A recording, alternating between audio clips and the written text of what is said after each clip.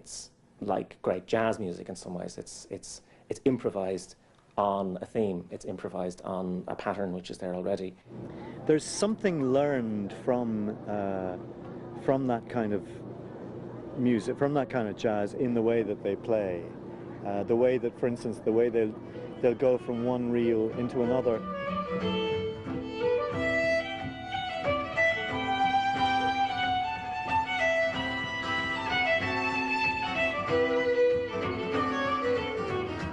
What's a reel? A reel is a 4/4 piece of Irish music, which is very, very common. How can I define it? The reel is a dance in 4/4 as opposed to jig, which is a piece of music and a dance in 6/8. Mm-hmm. That's the best. I was told they were called reels because they're real hard to play.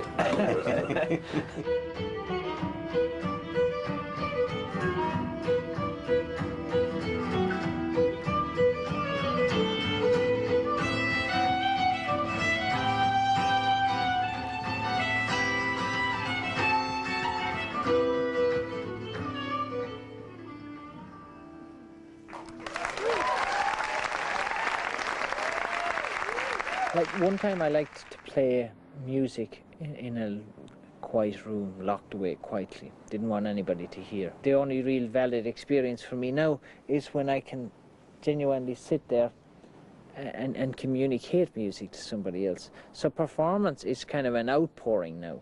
I don't think there's a big difference between playing in different locations because, again, it is the common denominator is the music. It's not about a language. It's not about an environment. It's about the environment created by the music, and we create the same environment wherever we go. Wow. Who would ever imagine they could have gotten the camera in front that time? This is a CD of John McLaughlin's, and I really got into the Indian music as well through McLaughlin, and I started listening to El Shankar, the fiddler, and Ravi Shankar.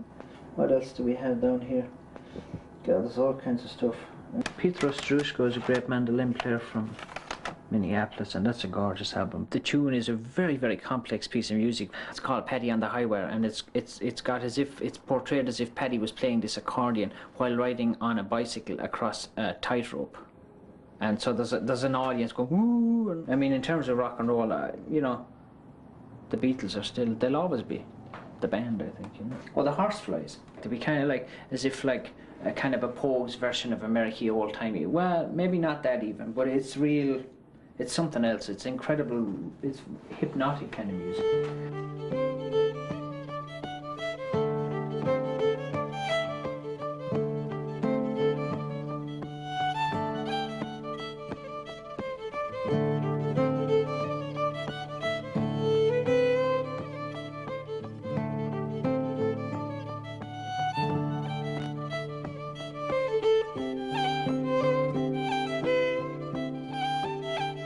The stuff I listen to now is more along the lines of like Tommy Potts or Seamus Ennis and stuff like that. I go through these little missions of listening to different players every tour. So it seems like I'm going further and further back in time for some reason. I'll be listening to Cylinders at the rate I'm going.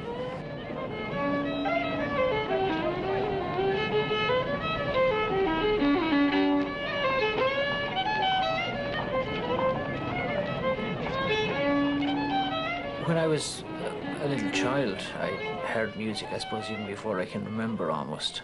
And it was going on the whole time in the house. People would call here, there'd be house parties, Tulla band would come, my father would play occasionally. So as long as I can remember I'd been hearing music, it seemed like the most normal thing in the world to me, you know. The era of the Cahill band started around the 40s and 50s with we'll say the start of the Flat Coals, when all the musicians got together in competition. And then, you see, traditional Irish music up until then was played as a solo music. You know, there wasn't, not many people would play together as an ensemble. I suppose they were competing with the jazz bands of the time as well at dances, and they had to have the volume for bigger halls. They weren't playing in house dances anymore.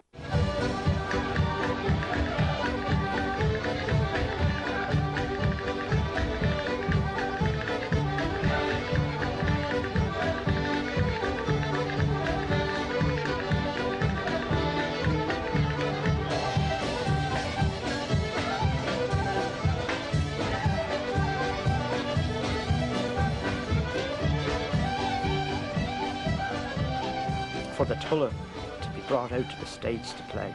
That was a huge honour, a great honour for Clare and for the Tulla Cahill band to go out there, and I'm sure the support, I'd love to have been there. It must have been very exciting. Ireland really was a place which was feeling very depressed about itself, whose self-confidence and sense of worth was probably very low. At that time, Irish culture was absolutely shaped by emigration, and yet very few other people in the culture were actually recognising that, were recognising that there was an Irish audience, that Irishness isn't confined to the island of Ireland. Come on, so I'll tell you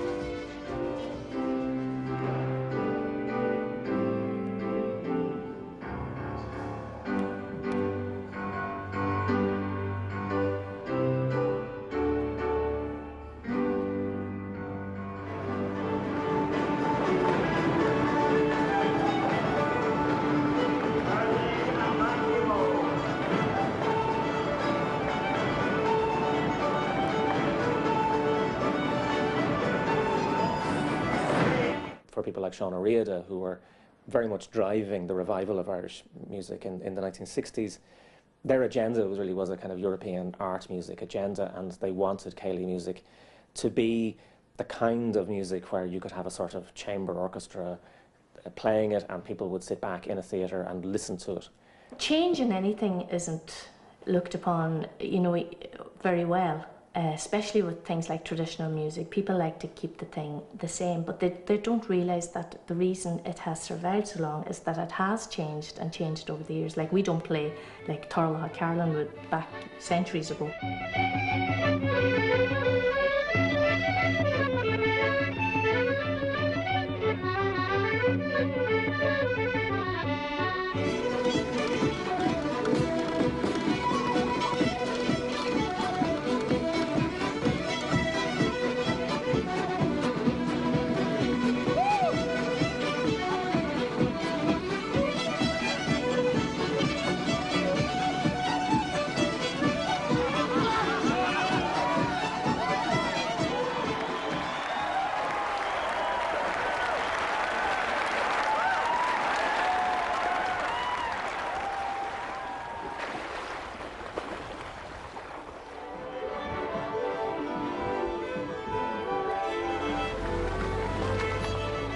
At the Willie Clancy Week, it's not so much that like a student or a bystander for the most part will learn a great deal of detail or specifics, it seems, about the music. You might not, but that's not really the issue.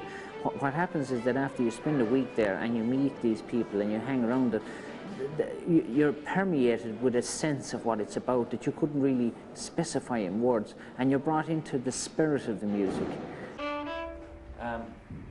Remember I was talking about kind of bending notes a little bit. You know, it would have been what would happen in normal vibrato. But we'll forget about the vibrato and we'll go.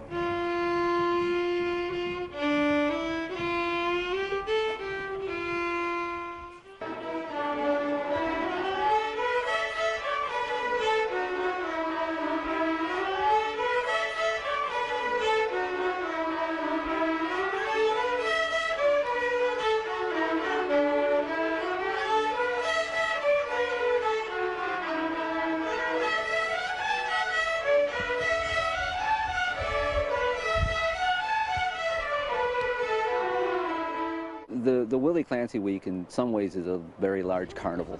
You run across all sorts of legendary players that are just wandering the streets and playing just for the sheer fun of playing. It's nice in the Central, for instance, P. Joe Hayes and Bobby Casey and Junior Crean will sit and play. in one of the back rooms, and they're some of the nicest sessions you'll ever hear. The rhythm and the sort of nice, relaxed way that they play the music to allow it to breathe, and you begin to see exactly where the core of the stuff comes from.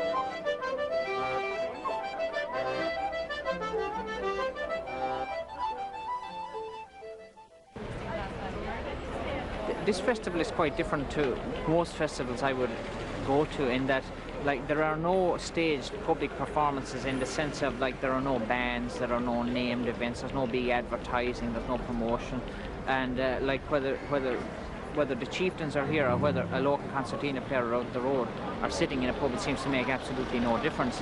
And it's very organic in the way in which it comes together. So it's very different, you know, from festivals that would have like a high-powered lineup of bands and artists, you know, to attract audiences and sell tickets ahead of time. This is all very casual, really.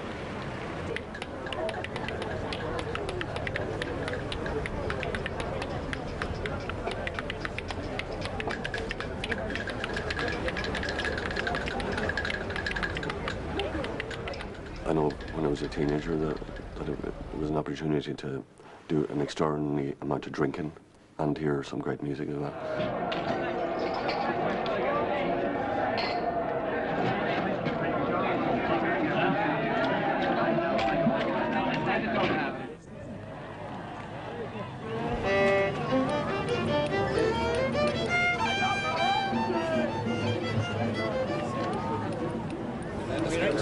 Yeah, whenever you're...